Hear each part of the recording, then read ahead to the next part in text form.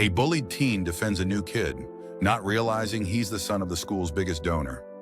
This single act of courage would change everything for 16-year-old Elijah Morgan. The slam of metal against skin echoed through the hallway as Elijah's shoulder collided with the locker, a familiar pain. The cold steel, the hot flush of humiliation creeping up his neck. 3 years of this, and still, it never hurt any less. "Watch where you're going, Morgan." Blake Sanders smirked, his Letterman jacket a crimson flag of privilege in the sea of ordinary students. Behind him, 2 football players snickered, their laughter a soundtrack Elijah knew by heart.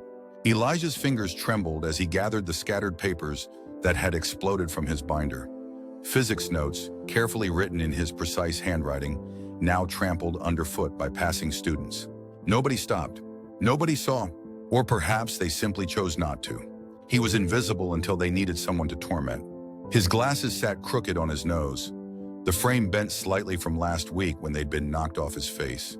His mother had asked what happened. "I fell," he'd said. The same lie over and over until the words tasted like copper pennies on his tongue. The late bell rang, and Elijah hurried to Mr. Patterson's English class, slipping into his seat in the back corner, a strategic position, far from Blake and his friends, close to the door for a quick escape when class ended. The small victories of survival. Mr. Patterson cleared his throat. "We have a new student joining us today." He gestured toward the door. The boy who walked in wasn't what Elijah expected. No designer clothes, no confident swagger, just a slender frame, dark hair falling across one eye, and a hesitant smile that seemed ready to retreat at the first sign of rejection. He wore a plain navy hoodie that had seen better days and clutched a worn backpack strap like it might anchor him to the floor. "This is Daniel Chen. He just moved here from Chicago. I trust you'll all make him feel welcome." Blake coughed something that sounded suspiciously like charity case, and snickers rippled through his corner of the room. Daniel's shoulders stiffened, but his expression remained neutral as he took the only available seat, directly in front of Elijah. "Today we're discussing To Kill a Mockingbird," Mr. Patterson continued, "specifically moral courage in the face of societal pressure." Elijah caught the scent of something like mint and soap as Daniel settled in front of him. The new boy's notebook was filled with intricate doodles in the margins. Architectural sketches, faces with exaggerated features, dragons breathing geometric flames. When Mr. Patterson asked for volunteers to discuss examples of courage from the book, Blake's hand shot up. Atticus had it easy. He was respected. It's not like he was risking anything real. The comment hung in the air, and Elijah found himself speaking before he could stop himself. He risked everything that mattered: his reputation, his children's safety, the respect of people whose opinions he once valued. The room fell silent. Elijah's voice rarely made an appearance in class discussions. Mr. Patterson's eyebrows rose appreciatively. "An excellent point, Elijah." Daniel turned slightly, studying Elijah with curious eyes. The corner of his mouth lifted in a small smile of approval. For the first time in months, Elijah felt seen. When the bell rang, Elijah packed up slowly, his usual strategy to avoid the hallway rush. Daniel lingered too, seemingly in no hurry. "That was cool what you said," Daniel offered, his voice quiet but clear. "About Atticus." Elijah adjusted his glasses, surprised. "Thanks. It's a good book." "You read a lot?" "When I can." "You draw a lot?" Elijah nodded toward Daniel's notebook. A flush touched Daniel's cheeks. "Helps me think. Or not think, depending on what I need." There was something unexpectedly easy about talking to Daniel. No pretense, no calculation. Just words exchanged without the weight of history or expectation. Their brief conversation was cut short by Blake passing by, deliberately bumping Daniel's desk hard enough to send his pencil case clattering to the floor. Colored pencils scattered across the linoleum like pickup sticks. "Welcome to Westlake High, new kid," Blake sneered. "Hope Daddy's tuition check cleared." Daniel's face went carefully blank as he knelt to gather his supplies. Elijah hesitated only a moment before crouching to help, picking up a blue pencil that had rolled under the next desk. "Ignore him," Elijah said quietly. "He does that to everyone." Daniel accepted the pencil, their fingers brushing briefly. "Everyone?" Elijah shrugged, the ghost of this morning's locker slam still lingering in his shoulder. "Anyone he thinks won't fight back." "Do you fight back?" The question hung between them, simple yet impossible. Elijah handed him another fallen pencil. "I survive. It's different." Daniel nodded as if he understood completely. Over the next week, Elijah noticed Daniel everywhere. In the cafeteria, eating alone, sketching between bites of whatever the day's mystery meat was. In the library during study hall, hidden behind stacks of art books. Walking home along Maple Street, headphones creating a barrier between himself and the world. They exchanged nods in the hallway, shared occasional comments in English class. Not friendship exactly, but recognition. Two planets in similar orbits, acknowledging each other's gravity. Until Thursday afternoon, when everything changed. Elijah was at his locker when he heard the commotion. Blake's voice, louder than usual, followed by laughter from his entourage. He peered around his locker door to see Daniel backed against the wall, Blake looming over him. "Let's see your fancy drawings, Chen." Blake had Daniel's sketchbook, holding it just out of reach. "Maybe there's something in here worth some money. God knows you could use it, judging by those clothes."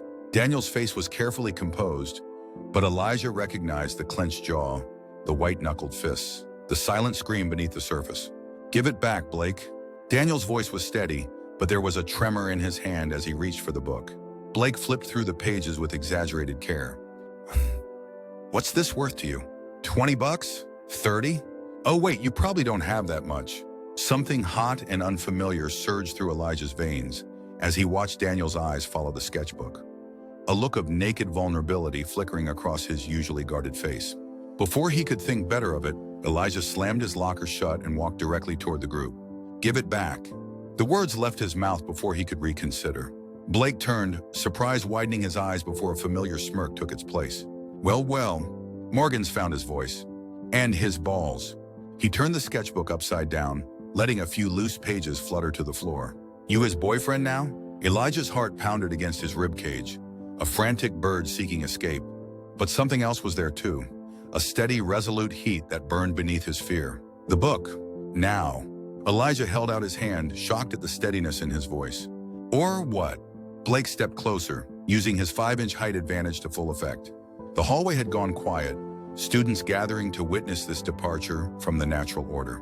Elijah Morgan, standing up to Blake Sanders. The universe had clearly tilted on its axis. "Or I'll go straight to Principal Warner about the answers to yesterday's calculus test I saw you passing around." The lie flowed smoothly, born of desperation and the sudden, fierce need to protect Daniel's drawings, the one thing that seemed to matter to him. Blake's face darkened. He was on academic probation. Another cheating accusation would bench him for the season. "You wouldn't try me?" Elijah's glasses were sliding down his nose, but he didn't dare adjust them, afraid any movement would break the fragile moment of courage. For 3 heartbeats, no one moved. Then Blake thrust the sketchbook against Elijah's chest hard enough to make him stumble back a step. "Whatever. Wasn't worth my time anyway." He nodded to his friends. "Let's go. I'm bored with the losers' convention." They swaggered away, but not before Blake leaned close to Elijah's ear. "This isn't over, Morgan. Not by a long shot." The gathered students dispersed, the entertainment concluded. Elijah's legs felt suddenly hollow, adrenaline draining away to leave nothing but a cold, sick feeling in the pit of his stomach. Daniel knelt, gathering the fallen sketches. When he stood, his eyes met Elijah's with an intensity that made Elijah want to look away. "Thank you." The words were simple, but Daniel's voice caught on them. "Those drawings, they're important to me." Elijah handed him the sketchbook, noticing a small tear on the cover where Blake's grip had been too tight. "I get it. Some things are worth protecting." Daniel studied him for a long moment. "No one's ever done anything like that for me before." "I didn't do much. You did everything." Daniel carefully tucked the loose sketches back into the book. "Want to get out of here? There's a coffee shop a few blocks away." "My treat." Elijah hesitated. He had physics homework. His mother would be expecting him home. But the warmth in Daniel's eyes, the slight curve of his mouth, these seemed suddenly more important than any routine. "Yeah," he said, surprising himself. "I'd like that." The coffee shop, Beans and Books, was a small, independent place with mismatched furniture and the rich, comforting aroma of freshly ground coffee. They found a corner table away from the window, each cradling a steaming mug. "I still can't believe you stood up to Blake Sanders," Daniel said, adding a 3rd packet of sugar to his latte. "The guy's like twice your size." Elijah wrapped his hands around his mug, drawing warmth from the ceramic. "I can't believe it either. I'll probably pay for it tomorrow." "I've got your back." Daniel said it so simply, as if it were the most natural thing in the world to align himself with Elijah. "We outcasts should stick together." "Is that what we are?" "Outcasts." Daniel smiled, a real one that transformed his face. "The best kind." The ones who see things differently. He slid his sketchbook across the table. Here, you can look if you want. The offer felt significant somehow. Elijah carefully opened the book, mindful of the torn cover. The first pages were architectural studies, buildings with impossible angles, bridges spanning imaginary chasms. Then came portraits. An elderly woman with eyes that seemed to contain galaxies, a young girl laughing with her head thrown back, a man with weary shoulders standing before sunrise.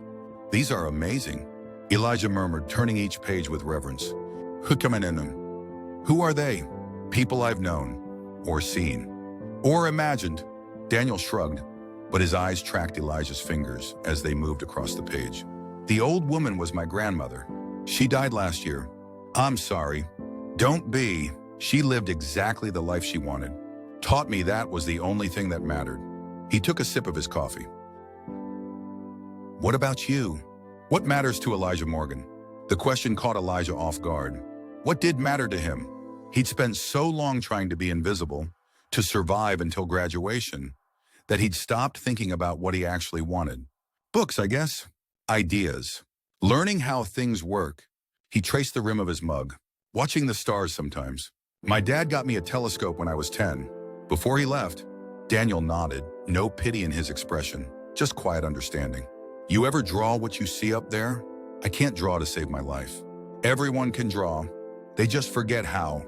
Daniel flipped to a blank page in his sketchbook and slid it toward Elijah with a pencil. Try. Elijah's hand hovered over the pristine paper. I'll ruin your book. Nothing is ruined by honest effort. Slowly, hesitantly, Elijah began to sketch the constellation he knew best. Orion, with its distinctive belt and sword. The lines were wobbly, the proportions wrong, but Daniel watched with genuine interest. See? You know where the stars go. That's drawing. Daniel took the pencil, adding a few quick strokes that somehow made Elijah's awkward lines seem intentional. Part of a style rather than a mistake. It's just about seeing what's there and what isn't. The spaces between things matter as much as the things themselves. They talked until their coffees grew cold, then ordered fresh ones. Daniel told Elijah about Chicago, about moving because his mother had gotten a job opportunity she couldn't refuse. Elijah shared stories about growing up in this small town, about the abandoned quarry where he sometimes went to read in peace, about his collection of science fiction novels. Neither mentioned families beyond these brief references. Neither spoke of Blake or the bullying. For 2 hours, they existed in a bubble where those things couldn't touch them. When they finally left, the sun was setting, painting the sky in dramatic strokes of orange and pink. Looks like something you'd draw, Elijah observed, nodding toward the horizon. Daniel grinned. Nah, too obvious. Nature showing off.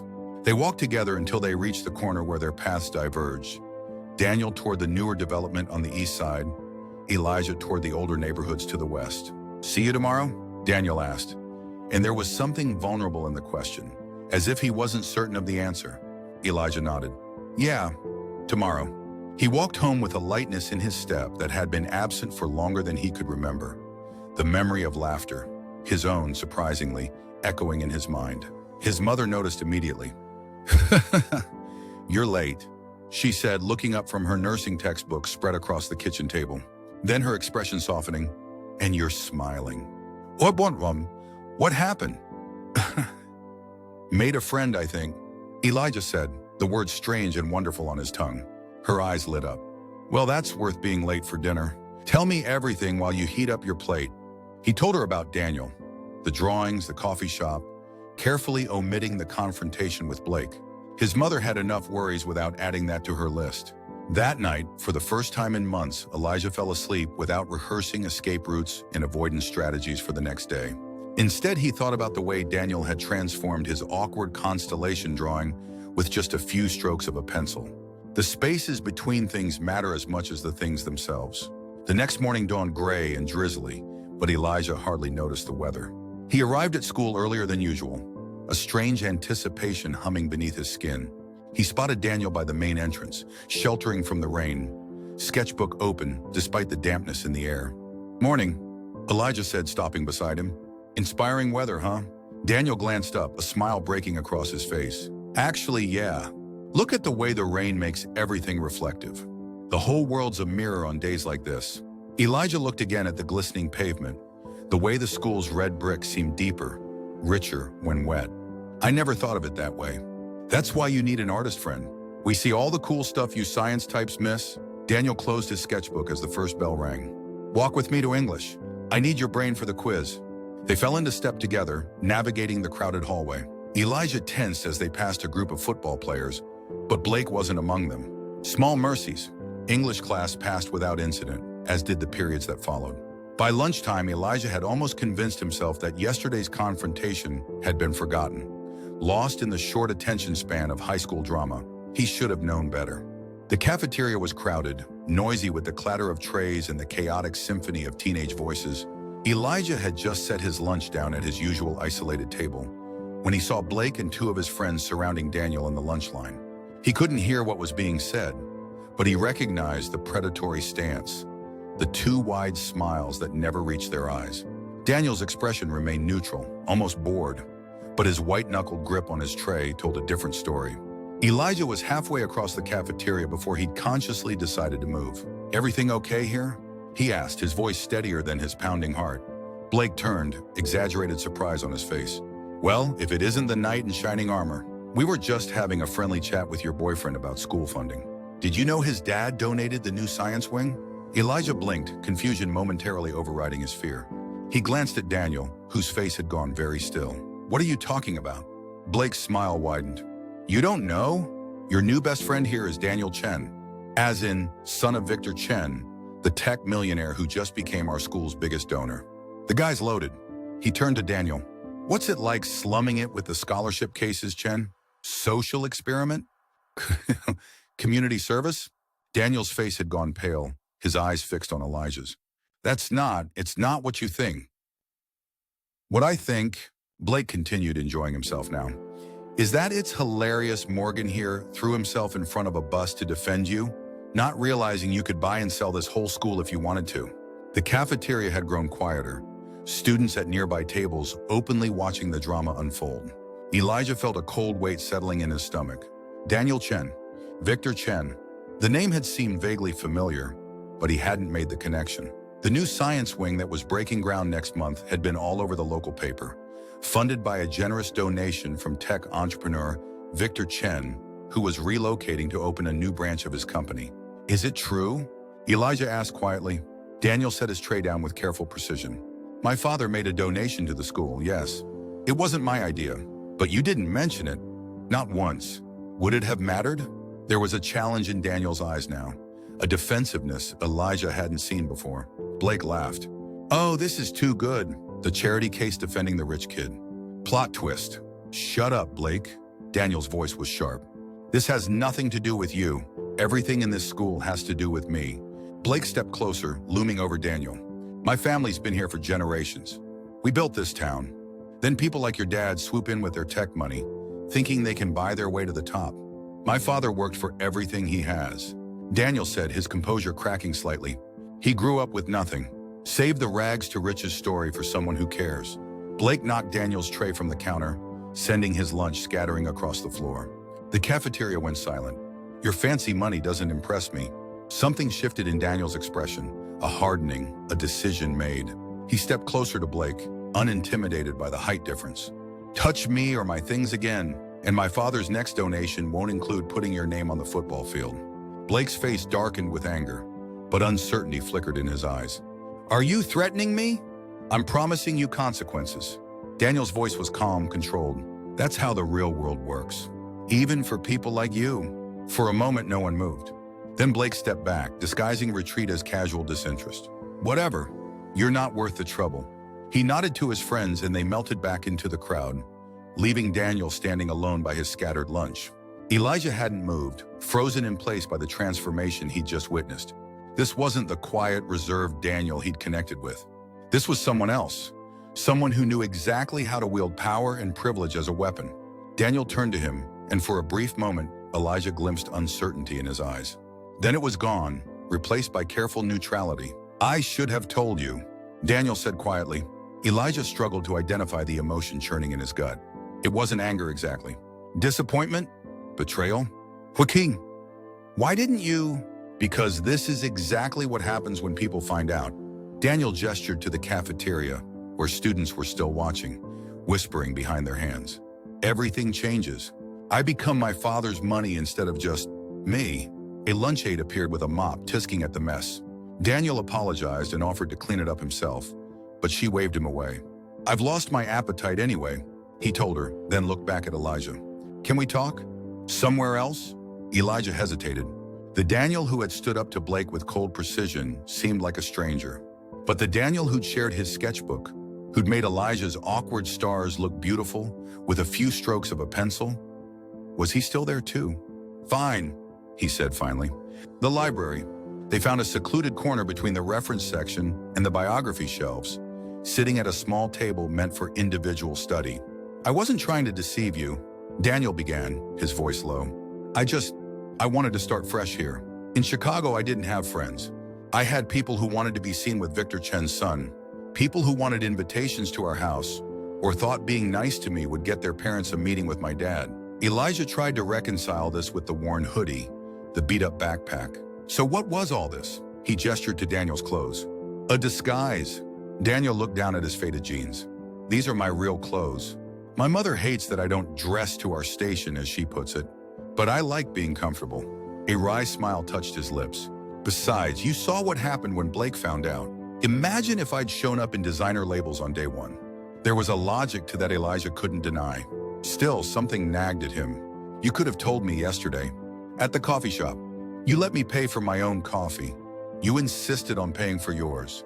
Daniel corrected. And would it have been better if I'd said, by the way, my dad's rich, so I've got this? Would that have made our conversation more authentic somehow? Elijah ran a hand through his hair, frustrated. I don't know. I thought we were the same. We are the same. Daniel leaned forward, earnest now. Two guys who don't quite fit in, who see things differently. My dad's bank account doesn't change who I am, but it changes everything else, Elijah countered. You don't have to worry about about surviving until graduation, about scholarships or student loans, or whether your mom can pick up another shift to cover the electric bill. He hadn't meant to reveal so much, but the words tumbled out before he could stop them. Daniel was quiet for a moment. You're right. I have privileges you don't. I can't pretend I don't. He traced a pattern on the table's surface. But does that mean we can't be friends? That we can't understand each other at all? Elijah thought about the way Daniel had looked when Blake took his sketchbook. The genuine gratitude in his eyes when Elijah stood up for him. The comfortable silence they'd shared walking home in the sunset. No, he said finally. It doesn't mean that. Relief washed over Daniel's face. Good. Because yesterday was the first time in a long time I felt like someone saw me. Not my father's son. Just me. Elijah nodded slowly. I get that. And for what it's worth, I've never done that before. Used my father's influence as a threat. Daniel looked troubled. I'm not proud of it. It worked, though. That's what scares me. Daniel met Elijah's eyes. I don't want to be that person. The one who uses power to get what he wants. Elijah considered this. There's a difference between defending yourself and bullying others. Blake needed to be stopped. Maybe. Daniel didn't look convinced. Anyway, now you know everything. The great secret of Daniel Chen revealed. Elijah adjusted his glasses. Probably not everything. No? Daniel's smile returned, cautious but real. What else do you want to know? Your favorite constellation, for starters, since you forced me to draw mine. And just like that, the tension between them eased. They spent the remainder of lunch period talking about stars and art and favorite books, carefully avoiding any mention of money or social status or Blake Sanders. But the revelation changed things in ways both subtle and profound. When they left the library, Elijah noticed how other students looked at Daniel differently now, with calculation, with interest, with envy. The invisible shield of ordinariness had been stripped away, leaving him exposed to the school's ruthless social hierarchy. By the end of the day, the story had grown and mutated, as stories do in high school. Daniel wasn't just wealthy. He was a secret billionaire, a celebrity in disguise, the heir to a tech empire that would revolutionize the world. Girls who hadn't glanced his way now found excuses to pass by his locker. Boys who might have joined Blake in tormenting him now nodded in greeting. And Blake himself maintained a wary distance, his usual swagger tempered by the newfound knowledge that Daniel had weapons he did not. Through it all, Daniel remained the same. Quiet, observant, finding moments to sketch between classes, seeking Elijah out whenever their schedules aligned. But there was a new wariness in his eyes, a subtle tension in his shoulders that hadn't been there before. "Does it bother you?" Daniel asked as they walked home that afternoon. "The way people are acting now?" Elijah kicked a stone along the sidewalk. "Does it bother you?" "Yes," Daniel admitted, "but I'm used to it. He hesitated. "I don't want it to change things between us." "It doesn't have to," Elijah said. But even as he spoke, he wasn't entirely sure it was true. The following Monday, Daniel wasn't in English class or calculus. By lunch, Elijah had a gnawing worry in his stomach that had nothing to do with hunger. He texted the number Daniel had given him on Friday, a simple, "Everything okay?" No response. After school, Elijah found himself walking past the coffee shop where they'd talked that first day. On impulse, he went inside. Daniel wasn't there, but the memory of their conversation lingered at the corner table they'd shared. He ordered a coffee and sat, trying to ignore the hollow feeling in his chest. 1 week of friendship, and already he'd grown accustomed to Daniel's presence, to having someone who saw him, who listened, who made him laugh unexpectedly. His phone buzzed as he was leaving. "Sorry, sick. Talk tomorrow." The message was brief, but relief flooded through Elijah. Just sick. Nothing more complicated than that. But Daniel wasn't at school the next day either, or the day after that. By Thursday, Elijah's texts had gone from concerned to worried to slightly desperate. "Seriously, are you okay? People are saying weird stuff." The rumors had indeed started circulating. That Daniel had been pulled out of school, that his family was moving again, that it had all been some elaborate prank or social experiment. When Friday arrived with still no sign of Daniel and no substantial response to his texts, Elijah made a decision. After school, instead of turning west toward his neighborhood, he headed east, toward the new development where he knew the Chen family had moved. He'd never been to this part of town before. The houses were larger here, set back from the street behind manicured lawns and tasteful landscaping. Elijah felt conspicuously out of place in his worn jeans and faded hoodie as he consulted his phone, following the address he'd found through a quick social media search. The Chen house wasn't the mansion he'd half expected. It was large, certainly, but not ostentatious. A modern 2-story home with clean lines and large windows. A silver Tesla sat in the circular driveway. Elijah's courage nearly failed him at the front door. What if Daniel was avoiding him intentionally? What if his parents turned Elijah away? What if... The door opened before he could knock, revealing a slender woman in her 40s with Daniel's eyes and a wary expression. "Can I help you?" Her accent was subtle but present. Elijah swallowed hard. "I'm looking for Daniel. I'm a friend from school, Elijah Morgan." Something like recognition flickered in her eyes. "Ah." The boy who stood up for him. Elijah blinked, surprised that Daniel had mentioned him. "Yes, ma'am. He hasn't been at school and I was worried." She studied him for a moment, then stepped back. "Come in, please. Daniel is upstairs." The interior of the house was beautiful in an understated way. Hardwood floors, artwork that looked original rather than mass-produced, furniture that invited relaxation rather than formal posture. Mrs. Chen led him to a staircase, second door on the right. "He's been not himself this week. Perhaps you can help?" Elijah climbed the stairs slowly, uncertainty dogging each step. At Daniel's door, he knocked softly. "Mom, I told you I'm not hungry." Daniel's voice was muffled through the door. "It's not your mom," Elijah called back. "It's me, Elijah." Silence. Then the sound of movement, and the door opened to reveal Daniel in sweatpants and a t-shirt, hair disheveled, dark circles under his eyes. He stared at Elijah as if he couldn't quite believe what he was seeing. "Huh. What are you doing here? You disappeared for a week." Didn't answer texts. "I was worried." Elijah shifted uncomfortably. "Can I come in?" Daniel stepped back, allowing Elijah into a room that looked like a creative explosion had taken place. Sketches covered one wall entirely, taped up, overlapping, a chaotic collage of images. Books were stacked on every surface. A desk in the corner held a high-end laptop and a drawing tablet. Clothes were scattered across the floor. "Sorry about the mess," Daniel said, closing the door. "I haven't felt like cleaning." "Are you sick?" Elijah asked, though Daniel didn't look ill so much as exhausted. Daniel sat heavily on the edge of his unmade bed. "Not physically." What happened? "One day you were fine and then..." "My father pulled me out of school." Daniel's voice was flat. "He heard about the incident with Blake. Decided public school was exposing me to unnecessary conflict and distractions." Elijah's stomach dropped. "He's sending you to private school?" Worse, he's trying to convince the principal to let me finish the year with tutors at home, for my safety and educational optimization. The bitterness in Daniel's voice was palpable. I've been arguing with him all week. My mother's on my side, but he gestured vaguely. He's Victor Chen. He thinks he knows what's best for everyone. Elijah sank into the desk chair, trying to process this. So you're just not coming back?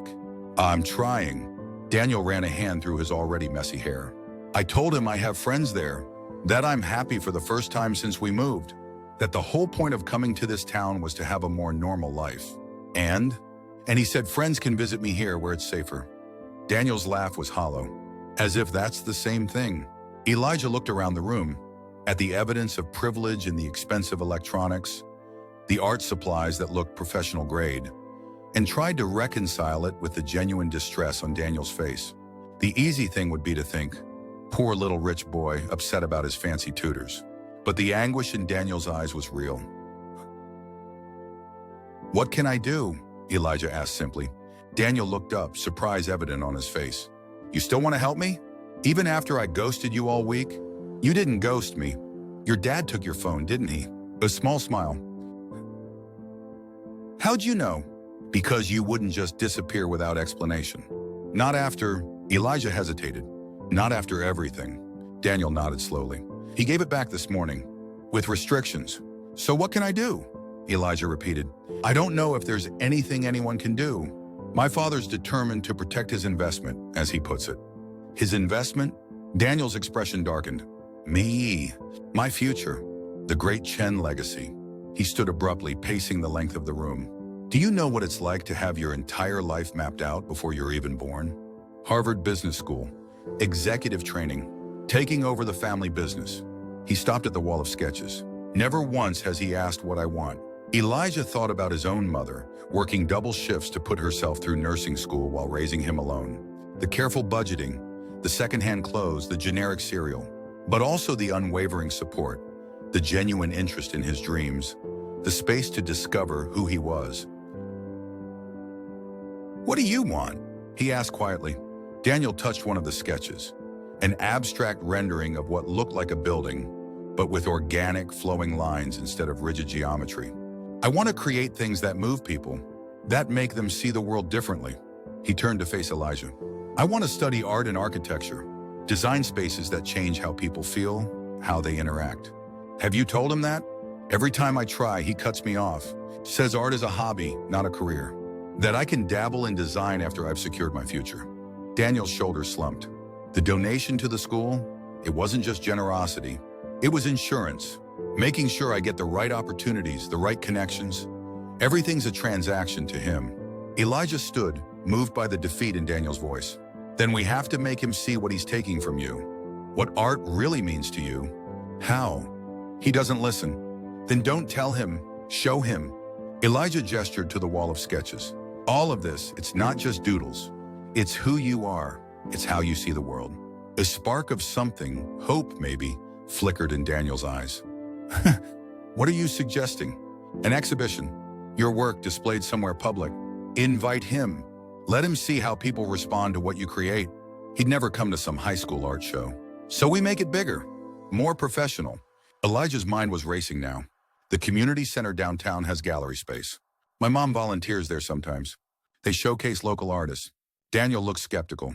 They're not going to give exhibition space to some random high school kid. Not to a random kid, no. Elijah smiled.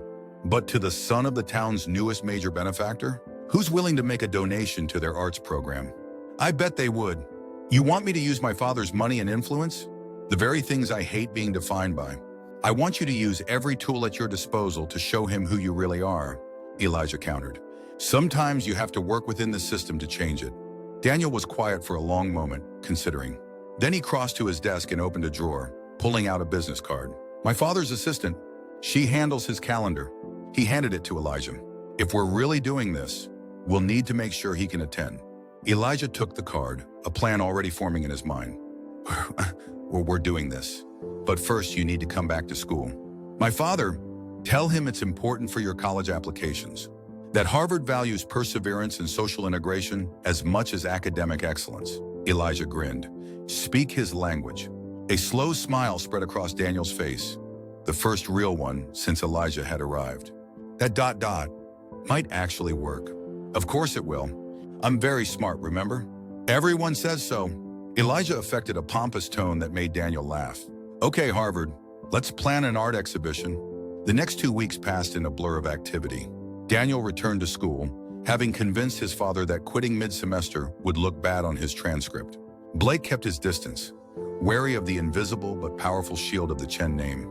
And every afternoon, Elijah and Daniel worked on preparing for the exhibition. Mrs. Chen proved to be an unexpected ally, offering to contact the community center director herself. My son has talent, she told Elijah one afternoon as they sorted through Daniel's portfolio. His father refuses to see it because it doesn't fit his plan, but a mother knows her child's heart. The community center agreed to provide their smaller gallery space for one evening. Swayed by both Mrs. Chen's gracious approach and the promise of a donation to their chronically underfunded arts program, Daniel selected 20 pieces for display. Architectural concepts, portraits, abstract explorations of light and shadow. Elijah helped mat and frame them, learning about composition and visual balance as they worked. This one's my favorite, Elijah said, carefully placing a protective cover over a drawing of an elderly man sitting on a park bench, feeding pigeons. The detail was extraordinary. The weathered hands, the contentment in the lined face, the sense of peaceful solitude. My grandfather, Daniel explained, he was an engineer, but he loved to garden. Said designing irrigation systems and designing flower beds used the same part of the brain. He smiled at the memory. My father adored him. Maybe that's why I included this one. A reminder that practicality and beauty can coexist. Daniel looked at Elijah with something like wonder. Exactly. How do you do that? Do what? Understand what I'm trying to say, even when I don't say it clearly. Elijah shrugged, suddenly self-conscious. I pay attention, I guess. Their eyes met, and something shifted in the space between them. A recognition, a deepening. Daniel looked away first, returning to the careful labeling of each piece. We should invite people from school, he said. Make it a real event. Like who? Blake and his minions? Elijah laughed. No, like Mr. Patterson. He's always talking about the intersection of art and literature. And maybe that girl from your physics class who sketches circuit diagrams like they're works of art. Layla. Yeah, she'd appreciate this. They compiled a guest list that included teachers, classmates who might be genuinely interested, and, most importantly, Victor Chen. Daniel's assistant confirmed his attendance with clinical efficiency. Mr. Chen will attend from 7 p.m. to 7:45 p.m. on the specified date. 45 minutes, Daniel said when he received the confirmation. That's all the time we have to change his mind about my entire future. Then we'd better make it count, Elijah replied. The night of the exhibition arrived with the kind of perfect spring weather that seemed designed to put everyone in a receptive mood. The community center had transformed their small gallery with proper lighting and a refreshment table. Daniel's artwork hung on pristine white walls, each piece given space to breathe, to speak its truth. Elijah arrived early, wearing the one good button-down shirt he owned, freshly ironed. His mother had insisted on driving him, proud of his involvement in organizing the event. This is wonderful, what you're doing for your friend, she'd said on the drive over. Standing up for someone's dreams takes as much courage as standing up to a bully. Daniel was already there, looking almost unrecognizable in a tailored charcoal suit that fit him perfectly. His hair was neatly styled, his usual casual demeanor replaced by a tense alertness. You clean up nice, Elijah said, trying to lighten the mood. Daniel tugged at his collar. I feel like I'm wearing a costume. Dad insisted on the suit. Said if I'm going to showcase my hobby, I should at least look professional. At least he's coming. That's step one. Yeah. Daniel surveyed the room, checking each piece one last time. Thanks for this, Elijah. For everything. I didn't do much. This is all you. Elijah gestured to the artwork surrounding them. Your vision, your talent, not just the exhibition, for seeing me. The real me. Daniel's voice was quiet, almost lost in the growing buzz as the first guests began to arrive. Before Elijah could respond, they were swept into the role of hosts, greeting attendees, explaining the concept behind the exhibition. Mr. Patterson arrived, genuinely enthusiastic about Daniel's architectural studies. Layla from physics class spent 10 minutes discussing the mathematical precision evident in his abstract pieces. Several of Daniel's other classmates came, curious and supportive. At precisely 7 o'clock, Victor Chen entered the gallery. He was a commanding presence, tall, distinguished, with the same intense eyes as his son, but none of the gentleness. He moved through the space with the efficiency of someone accustomed to having limited time for any single engagement. Daniel straightened visibly when his father approached. "Dad, thank you for coming."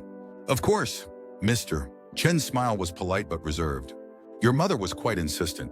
His gaze swept the room, assessing. "Quite a turnout. The Chen name still draws a crowd, I see." Daniel's expression flickered, but he maintained his composure. "Actually, people came to see the art. Let me show you around." Elijah hung back, watching as Daniel guided his father from piece to piece.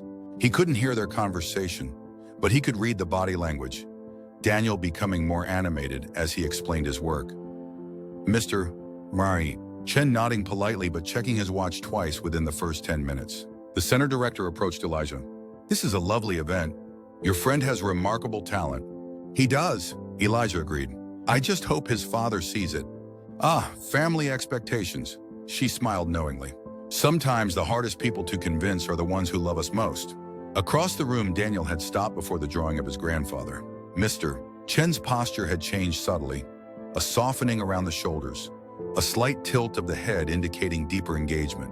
Elijah circulated among the other guests, answering questions about the exhibition, keeping an eye on the clock. At 7:40, 5 minutes before Mr. Chen's scheduled departure, he noticed a tense conversation developing between father and son near the refreshment table. "Practical application, Daniel. I'm not saying it isn't impressive," Mr. Chen was saying as Elijah approached, "but art is subjective. Business is concrete, reliable." "Dad, look around." Daniel gestured to the room. "People are connecting with what I've created. They're seeing the world the way I see it. Isn't that what matters? Making an impact? Impact is measured in more tangible ways in the real world." Elijah cleared his throat. "Excuse me, Mr. Chen? I'm Elijah Morgan, Daniel's friend." Mr. Chen turned, assessing Elijah with a quick, evaluative glance. "Ah, yes, the boy who stood up to the bully. Daniel mentioned you." "Yes, sir. I wanted to thank you for coming tonight. And to show you something, if you have a minute." Daniel shot Elijah a questioning look, but Elijah gave a small nod of reassurance. This wasn't part of their planned script, but inspiration had struck. "I have precisely 4 minutes before my next appointment," Mr. Chen said, checking his expensive watch. "That's all I need." Elijah led him to a corner of the gallery where a small table had been set up with a guest book. Next to it was a simple frame display, printouts of comments from visitors who had viewed Daniel's online portfolio, which they'd created to promote the exhibition. These are responses to Daniel's work from people who've never met him, who know nothing about him or his family. Elijah explained, "Just strangers connecting with his art." Mr. Chen scanned the comments with the efficiency of someone accustomed to processing information quickly. "The perspective in Urban Awakening literally changed how I see my daily commute. I look up now instead of down. I've never been moved by architecture before, but these designs make me feel hopeful about the future of our cities." The portrait series captured exactly how it feels to be seen, really seen, by someone who cares. Extraordinary empathy from such a young artist. Mr. Chen's expression remained neutral, but he read each comment carefully. "This is impressive outreach for a high school exhibition." "It wasn't outreach, sir. It was Daniel sharing his vision with the world and the world responding." Elijah met the older man's gaze directly. "Isn't that what Chen Innovations is about? Changing how people experience their environment?" Daniel's doing the same thing, just through a different medium. For a moment, Mr. Chen looked taken aback, as if no one had drawn this parallel before. He glanced across the room to where Daniel was deep in conversation with Mr. Patterson, gesturing animatedly as he explained one of his architectural concepts. "You care about my son's future," Mr. Chen said, his tone somewhere between statement and question. "I care about Daniel being able to create the future he wants," Elijah corrected gently. "The one that lets him share his gifts with the world." Mr. Chen studied Elijah with new interest. "You're very direct for someone your age. My mom says I never learned the art of sugarcoating." Elijah smiled slightly. "But I've learned a lot about art from Daniel." A chime sounded from Mr. Chen's phone, his signal to leave for his next appointment. He silenced it without looking away from Elijah. "Tell my assistant I'll be another 30 minutes, he said finally. "I believe I need to have a more thorough conversation with my son about his work." Relief washed through Elijah. "Yes, sir. Thank you." As Mr. Chen moved back toward Daniel, Elijah caught Daniel's eye across the room. He gave a subtle thumbs up, and Daniel's answering smile was bright enough to illuminate the entire gallery. The exhibition continued well past its scheduled end time, with guests lingering to discuss Daniel's work and several pieces marked with "sold" tags, including the drawing of his grandfather, purchased by Mr. Patterson as a gift for the school's permanent collection. By the time the last guest departed, Daniel was practically vibrating with barely contained energy. He waited only until the door closed behind the center director before turning to Elijah. "He's going to let me apply to architecture programs," Daniel said, his voice hushed with disbelief. "Along with business school, but still." He actually looked at my designs and said they showed innovative spatial problem solving. He mimicked his father's formal tone. "That's amazing." Elijah grinned. "What changed his mind?" He said several things made him reconsider. The technical precision in my architectural drawings, the positive response from established professionals like Mr. Patterson. Daniel paused. "And apparently a very persuasive argument from a friend who sees my potential clearly." Elijah felt heat rise to his face. "I just told him what was obvious to everyone else. Not to him. Not until tonight." Daniel's expression was solemn, intense. "You changed everything, Elijah." "Again, we did it together." Elijah began gathering empty cups from the refreshment table, suddenly needing something to do with his hands. "That's what friends are for, right?" Daniel took the cups from him, setting them aside. "Is that what we are? Just friends?" The question hung in the air between them, loaded with possibility. Elijah's heart thumped painfully against his ribs. What else would we be?" he asked carefully. "I don't know." Daniel stepped closer. "But I think it's something more. Something different." Before Elijah could respond, the door opened and Mrs. Chen entered with a warm smile. "Daniel, your father is waiting in the car. He says to tell you he's very proud." She turned to Elijah. "And he'd like to invite you to dinner next weekend, if you're available." Daniel rolled his eyes, but his smile remained. "Subtle, Mom." "I never claimed to be subtle," she replied cheerfully. "Just efficient. Now come, we should let the center staff lock up." The moment, whatever it had been, passed, but something had shifted between them, a recognition of possibilities neither had fully acknowledged before. As they helped the staff with final cleanup, Elijah found himself thinking about that first day. How a single act of courage, standing up for a stranger, had set in motion a chain of events that transformed both their lives. How Daniel had gone from the new kid to someone whose presence Elijah couldn't imagine being without. Outside, the spring night was cool and clear, stars visible despite the town's lights. Daniel's parents waited in their car, but Daniel lingered on the steps with Elijah. "Thank you," Daniel said simply, "for everything." "You did the hard part," Elijah replied. "You created something beautiful. I just helped people see it." Daniel shook his head. "You did more than that. You saw me when I was trying to be invisible. You stood up for me when it might have cost you everything. You believed in me when I wasn't sure I believed in myself." He took a deep breath. "That first day when you defended me, not knowing who I was or what it might mean, that changed everything for me." "It changed everything for me too," Elijah admitted. "I'd spent so long just trying to survive, to be invisible, that I'd forgotten what it felt like to stand for something. Or someone." Daniel glanced toward his parents' car, then back to Elijah. "I have to go, but this isn't an ending. It's just the beginning." "Of what?" Daniel smiled, and in that smile was a world of possibility. "Everything that matters." As Elijah watched the Chen's car drive away, he felt something unfamiliar expanding in his chest. Not the tight, anxious knot that had been his constant companion for years, but something lighter, warmer.